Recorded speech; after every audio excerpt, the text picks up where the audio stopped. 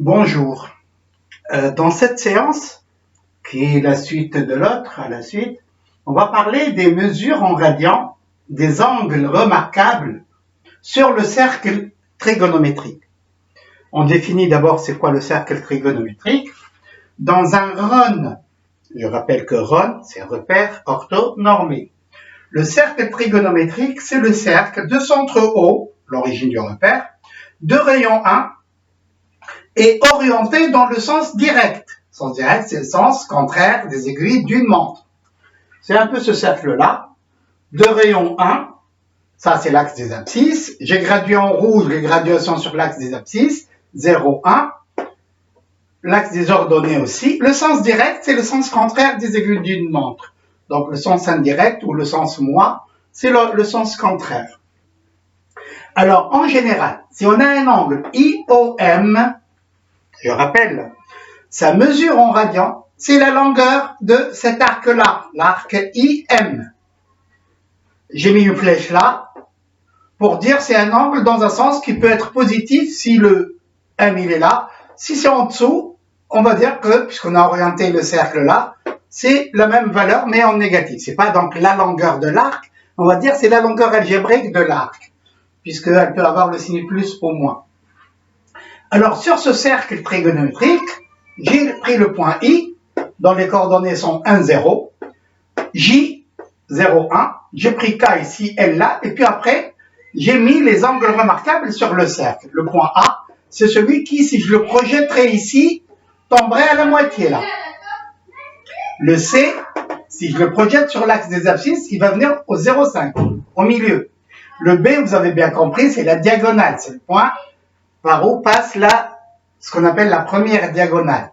La deuxième diagonale, ce serait celle-là.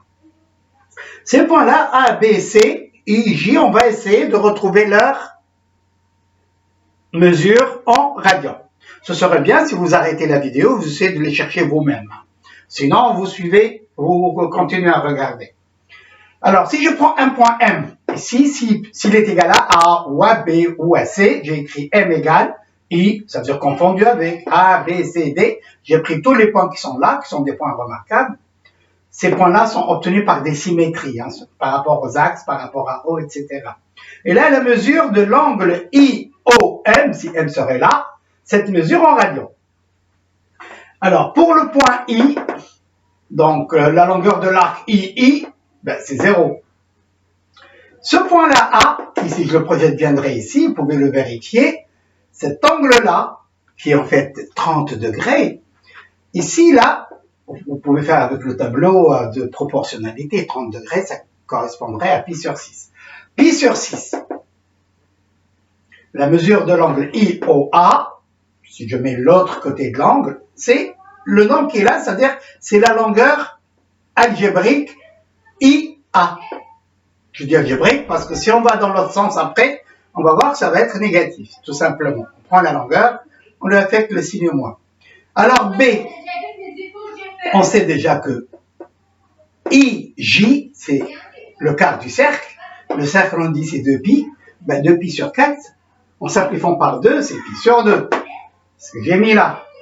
Le point J, pi sur 2. Le point A alors. Le point B, pi sur 4. Vous pouvez faire une pause et vous vérifiez vous-même. Et ce serait bien si vous poursuivrez vous-même ce tableau-là en mettant les mesures de l'angle IOM, M variant. Il peut être I, il peut être A, il peut être B, etc.